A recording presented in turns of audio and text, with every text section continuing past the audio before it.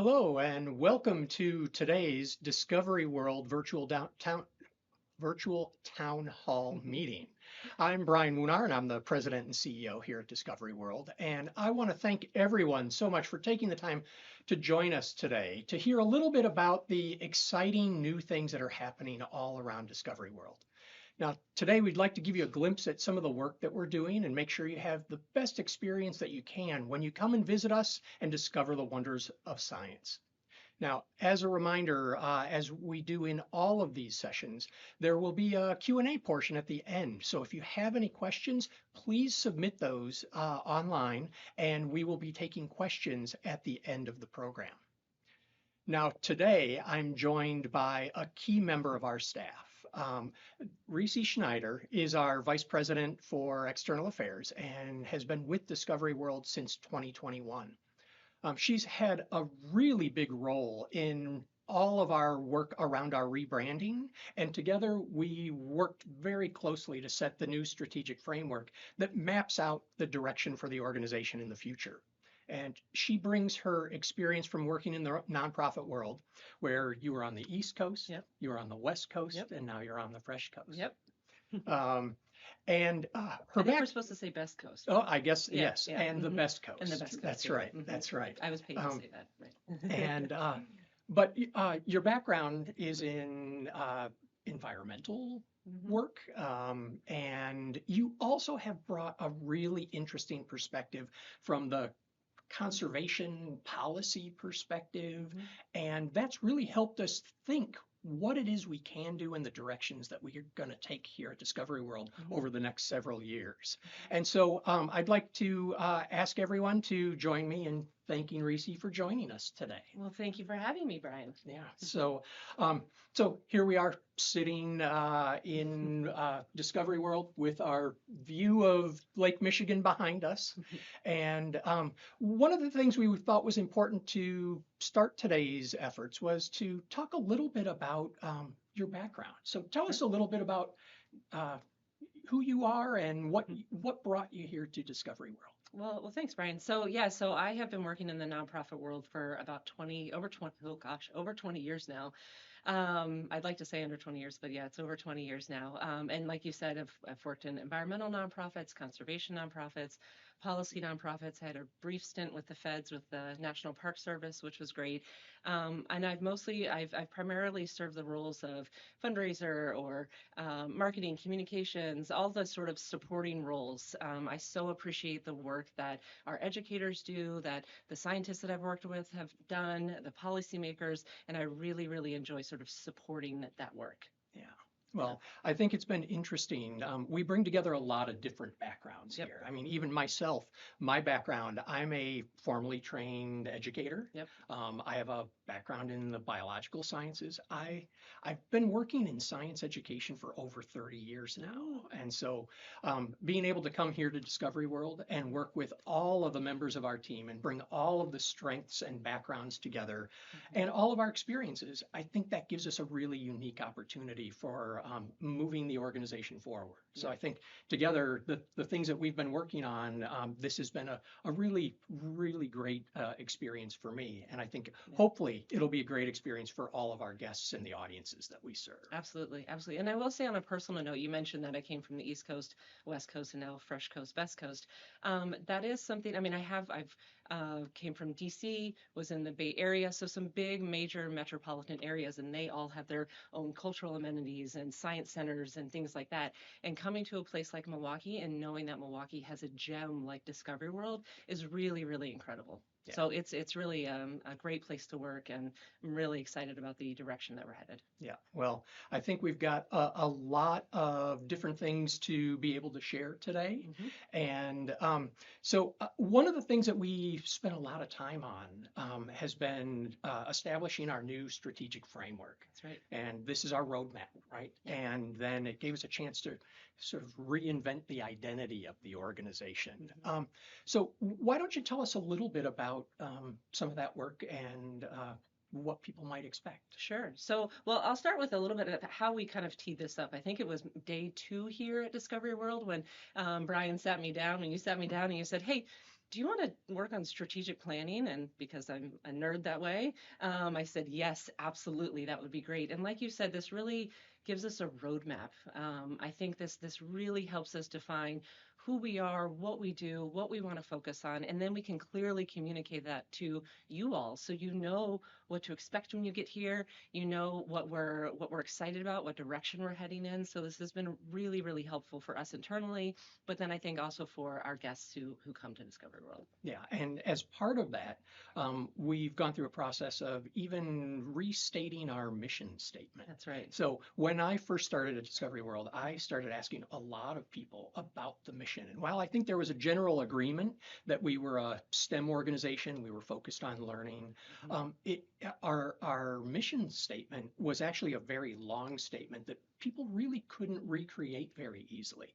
And so as part of this process, we've restated our mission, haven't we? That's right. That's right. So it's to inspire generations to discover the wonders of science. It's Yeah, pretty short and sweet. it sure is. And I think it's something that hopefully everybody can remember. And there are a few elements to that that I think are really important. We spent a lot of time on the language, didn't we?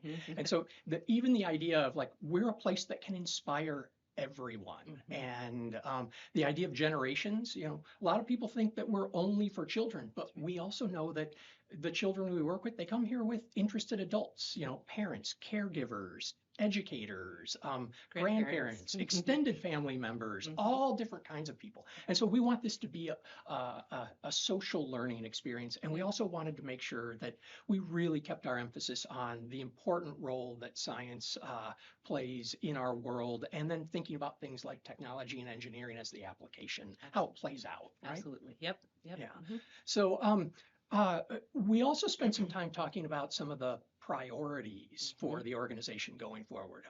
We wanted to make sure that we weren't trying to do a little bit of everything, but instead, where might we focus our effort? Tell us a little bit about some of those priorities. Sure. So, two of the priorities are really focused on our audience. The first one is broadening participation to our early science learners. I think we talked often about if you come here to Discovery World, you walk around, especially midweek, you'll see the 12-year-old, you'll see the 9-year-old, but you'll also see the 5-year-old. And we do a lot for those 12 and the 9-year-olds. We don't do a whole lot for the 5-year-old, except for go check out our fish, which is great. You should absolutely go check out our fish and our turtles and our Ryman aquarium. But we thought we could do more and we could do better.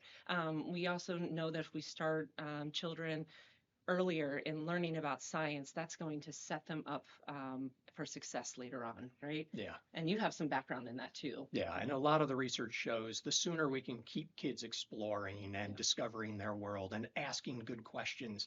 We all know children are naturally curious. And so rather than trying to turn that off, we want to foster that and make that a part of who they are for their entire lives. Absolutely. Absolutely. And then the second audience priority was to broaden participation to include communities who have been historically excluded from science learning opportunities. That's an incredibly, incredibly important priority for us. And I think that's something really important for Milwaukee and the state of Wisconsin. Yeah, and I think part of our goal is to make sure that every child has access to a high quality learning experience. Everyone should have the opportunity to pursue science if that's what they choose. Yep. So access has been a big part of the work that we do, and trying to remove barriers to participation. We know that not everyone might see STEM as something that's for them. They might not see museums as something for them. They might not have seen Discovery World as a place for them. That's right. But if we actively work on that, I think we can broaden participation and really open the doors to a lot of different pathways. And I think we have the stories of, children who come down to Discovery World for the first time. They live maybe 2 miles, 3 miles from the lakefront, and this is the first time they've been down here, Yeah. So I think for us to do whatever we can to sort of reduce those barriers would be, that's our obligation. Yep. And I think that also means it's going to put us out in the community, and we're going to be doing work beyond the walls of the building. Absolutely. While we want people to come here, it's also important for us to outreach into the community and work with a lot of other partners. Right? Yep. So those are some audience priorities. What are some of the other things that are tied to the experience? So during the strategic planning process, we did hear a lot about, well, we got to be relevant and we've got to be engaging. So what do we need to do to make that happen? It's really, really hard for us to change out some of our big exhibits that we have here on site, but there are a lot of things that we can do to constantly refresh. and to have these engaging events. So we will talk a little bit about some of the new experiences that we have here. We also have an incredible events team that put on Girls in STEM, Paper Airplane Day, which was awesome. We have the Sci-Fi Family Day. We have a bunch of other events, pretty much maybe every weekend, almost every weekend. We have something going on here for you. So if you've been to Discovery World, come back because you haven't seen all of Discovery World. And there's, again, going to be something new all of the time. Yeah, and in addition to the experiences that are constantly changing here, we've also decided it's really important that we make sure that our educational mission is front and center, Yep. and that we're playing a role in supporting the broader education community Yep. and really becoming more active, maybe even from an advocacy and policy standpoint, Absolutely. to make sure that we're part of the mechanism and part of the broader educational system to try and change what good science teaching and learning really looks like. And that means everywhere from in our schools to out of school time programs, even opening up the opportunity for learning to happen at home at the kitchen table. Mm-hmm. You know, it doesn't just have to happen in fourth period science class, you know. Absolutely. And so I think that's a fourth area that we've spent a lot of time. And I think a lot of your background from a policy perspective is going to Yep. give us some real traction there. So hopefully over the next few years, we're able to carry that flag forward. Absolutely. And I think this is important too, because I think, maybe we've been a little bit shy about really expanding into the rest of the state of Wisconsin. And I think, in the past couple of years have showed us that we can do that, and we should do that, and we should be that resource for the state. So not just a Milwaukee resource, not just a Southeast Wisconsin resource, but really statewide. Yep. And that's big. That's Yep. big for us. And I think if we can do that and do that well, I think then we become a model in the region, and hopefully that other peer institutions around the country look to us to see what we're doing, and then maybe it redefines the role that a place like Discovery World can play in the education community. Absolutely, absolutely. And I don't know about all of you all out there, but we, I've been to a number of science centers around the country, and it's kind of surprising to hear that we actually have a really robust education team. There are a lot of places, including some places just down the road in Chicago, that maybe they have one or two people on their education team, but we have a big team. We have a big summer camp program that's going on right now. So we should use that, and we should, like I said, be that resource for the state. Yeah, we don't want to be a secret. No, right? So, no, certainly not. Certainly not. And along those lines, Mhm. the fifth priority is really about visibility and sustainability, and that's where a lot of work has been going on. Mhm, Tell us a little bit about that work. Sure. So we are your go-to place for fun science learning, but I don't think everybody really knows that. And so part of our job, we sort of did this in tandem with the strategic planning process, is that we went through a full rebrand. We launched at the beginning of the year. We have a new logo here. We have, yep, new business cards, new swag, new cups here that you can get in the gift shop. So like you said, we don't want to be the best kept secret. We should be out there, sort of screaming from the rooftops that we are your go-to place for fun science learning. Yeah, and I think the more that we do that, the greater the likelihood we have an impact on all the audiences, and the stronger we are in terms of meeting that mission. Absolutely, absolutely. And I think just from a bigger picture Milwaukee visitor side, I think we can be one of those cultural amenities that whether it's Visit Milwaukee or one of those other places out there that's sort of selling Milwaukee for, if it's a convention, or if it's something else going on, they can say we have all these cultural amenities, including the wonderful Discovery World. And so we're really, really proud that we can be a part of that. Yeah. Well, to give everybody out there a glimpse into some of the new branding work that has been done, we want to introduce a short video. And this is a chance for us to talk a little bit about some of the work we've been doing from a marketing and branding perspective. But also, I think we'll take a chance to talk a little bit about some of our new experiences. Sure. Yeah. Mm-hmm.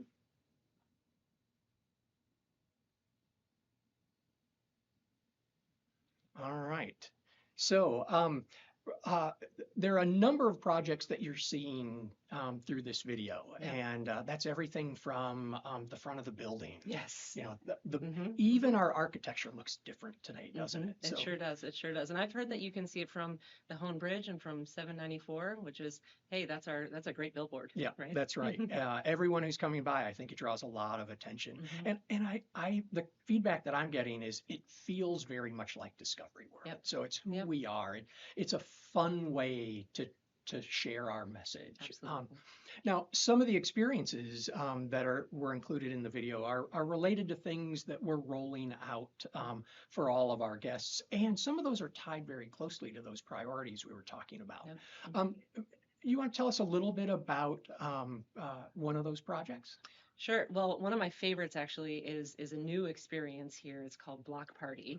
I like it because I have a 7-year-old and a 4.5-year-old. I have to get the half in because you can't just say 4-year-old, right? Um, but Block Party is we have a space on our second level there where it's these foam blocks in different shapes and kids can just go up there and build and create. And we have some really, really cool designs up there. We have an incredible design team here on staff.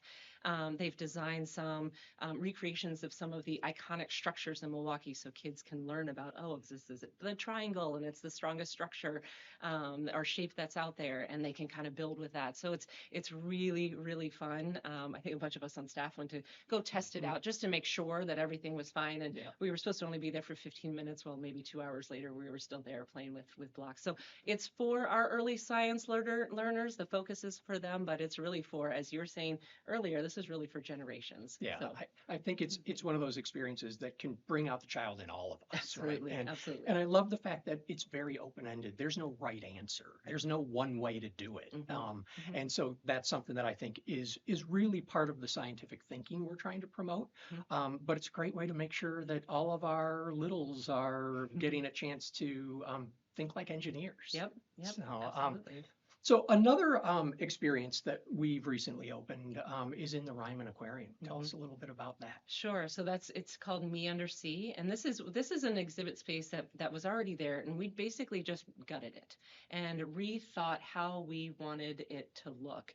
And it's really neat. Each of the pods have sort of a different focus of the sort of more surface level all the way down to sort of the deep sea, and it's really really exciting. Yeah, and I think that's another example of both something that is about opening access to early science learners, but it's also a way to make sure that there is that new and changing experience and that we're elevating the guest experience all the time. Right. And so something that did exist, but a whole new look and a whole new experience using those resources. So that's another one. Me Undersea, I would encourage everyone to come down and check it out. Yep, yep. Now, one of the things that we've also been doing is trying to make sure that some of the changes to our facility are aligned with our mission. So part of our science efforts are around conservation and your lake, right?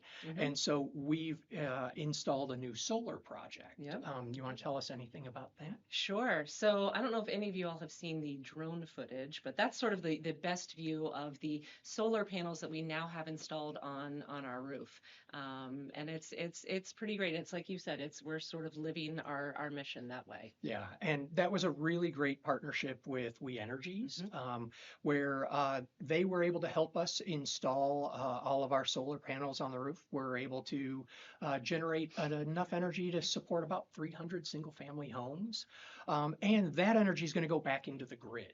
And we'll also be doing some work to make sure that there's a physical presence in the front of the building. So we're installing a solar tree that'll add an aesthetic element, a gathering space in front of the building, but it also is a way to showcase some of the things that are happening from a facility standpoint.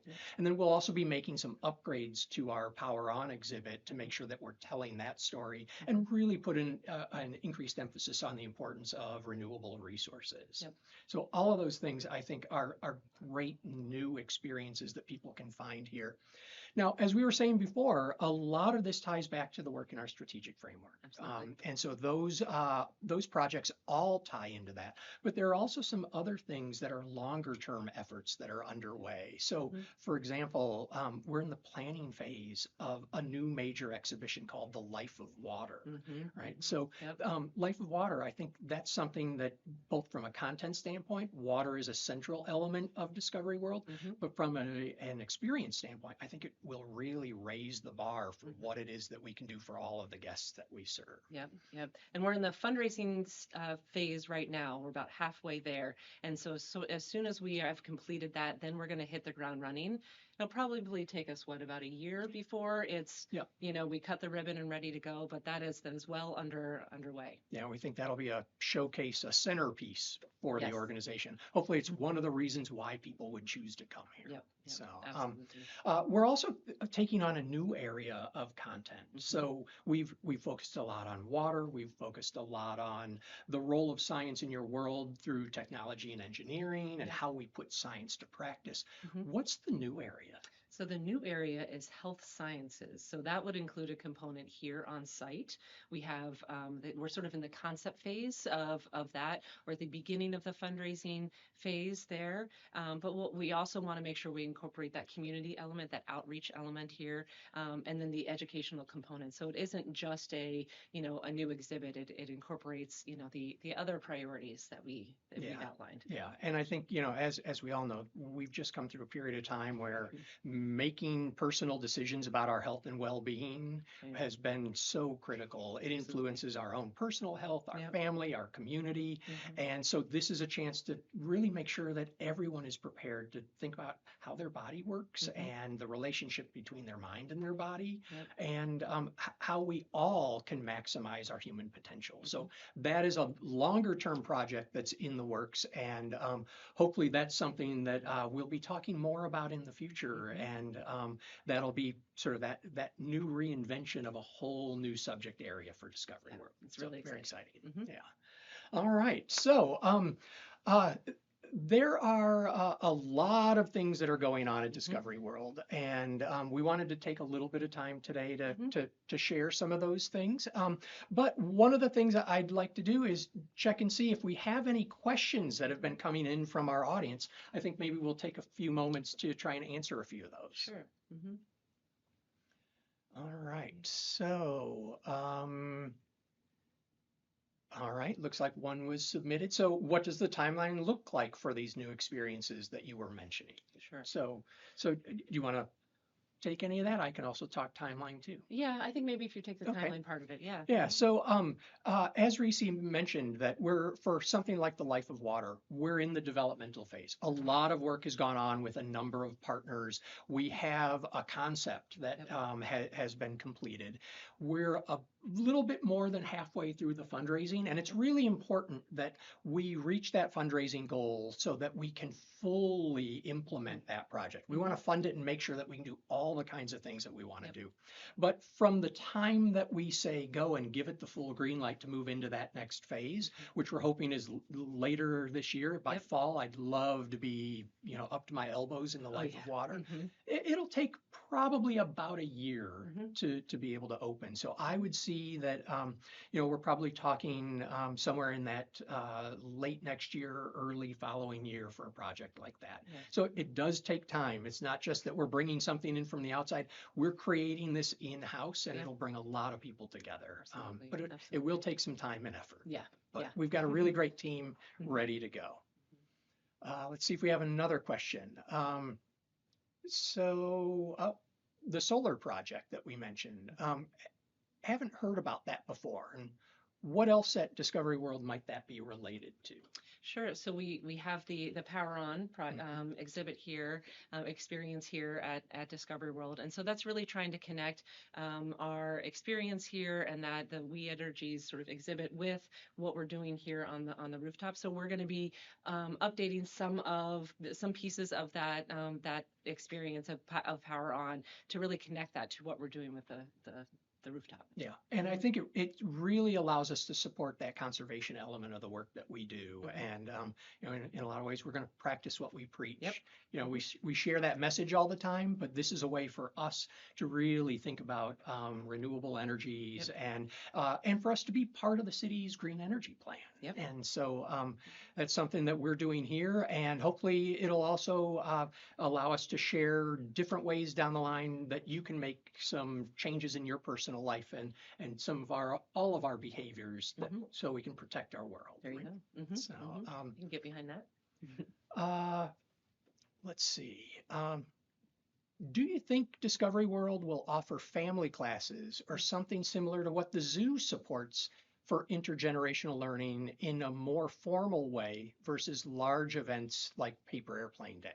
I know a lot of families would like that and would be willing to pay for that. Okay, so would you want to talk a little bit about some of the kinds of programming we do that particularly have a family focus? Sure. So we have our Design It Lab here. It's open on the weekends, and this is where you can come. You can come with your family. I've brought my family here. I have friends who brought their family here, and you can. We have projects, and they rotate fairly frequently, and you can either do one of those projects, or we have a whole wall. And I know that's your favorite part of the entire of all of Discovery World, but where you can just take any kind of material that we have there and make something with your kids, with your nieces, nephew, with your grandchildren, with your neighbors, that sort of thing. So we do offer those sorts of opportunities, but I know we also have some other educational opportunities. Yeah, so we're also doing things where we're taking Discovery World out into the community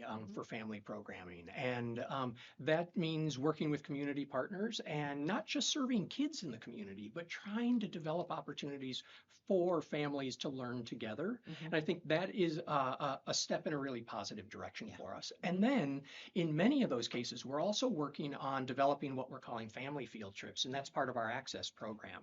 So if we're working with a partner organization, for example, and we do programming with them, one of the things that we're looking at, we know transportation is one of the big barriers. So what if on a Saturday, the families of the children that are served by that partner organization, let's say it's at Sherman Phoenix, if they all came together on a Saturday for programming, what if the next Saturday we sent out a bus, brings those families in, now they spend their day here and they connect the experience from what they were learning in the community to what they're finding here at Discovery World. And then hopefully over time, we become their science center and we are their science experience. So there are a number of ways that we're thinking about expanding our educational opportunities to make sure that we offer family learning experiences. We know that that's a really important component. And so we want to make sure that we have influence with the influencers of the children. So that's a great question. All right. So do we have any other questions? Well, it looks like, well, there's one related to partners. So we mentioned the solar project, and one of our exhibits, Power On, was related to We Energies. So who are some of the partners that are helping us achieve some of our goals in our strategic framework? So we work with a lot of partners. We work with a lot of partners, and this is where I feel a little bit nervous because I feel like if I forget anyone, it's, I don't want to leave anyone out, but we have some really, really incredible partners from across the community who work with us. I mean, we have Rockwell, who's one of our biggest supporters.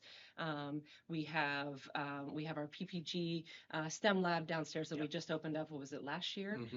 They're a huge partner. We have Kohl's. They're the ones who sponsor our Design It Lab that I was mentioning earlier. And it goes on. And some of those partners are funding partners. Some are audience partners where, they help us reach the audiences that we serve.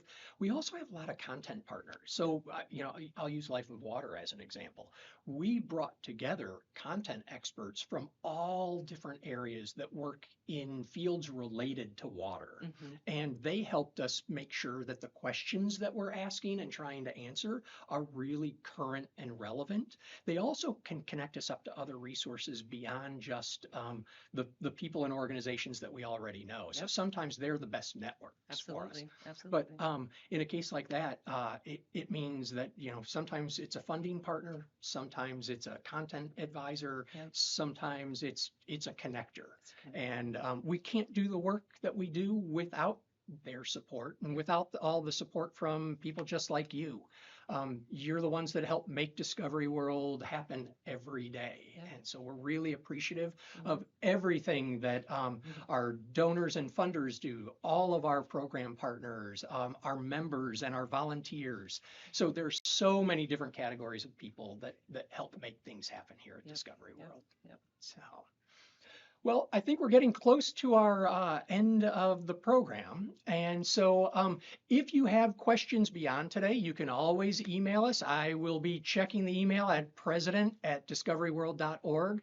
So please feel free to send any questions or comments or ask for information. We'll make sure that we get back to you with that. And I really want to thank you, Reese, today Of for course. joining us and for all that you do for Discovery World. And we hope to see all of you soon down here at Discovery World. Have a great day.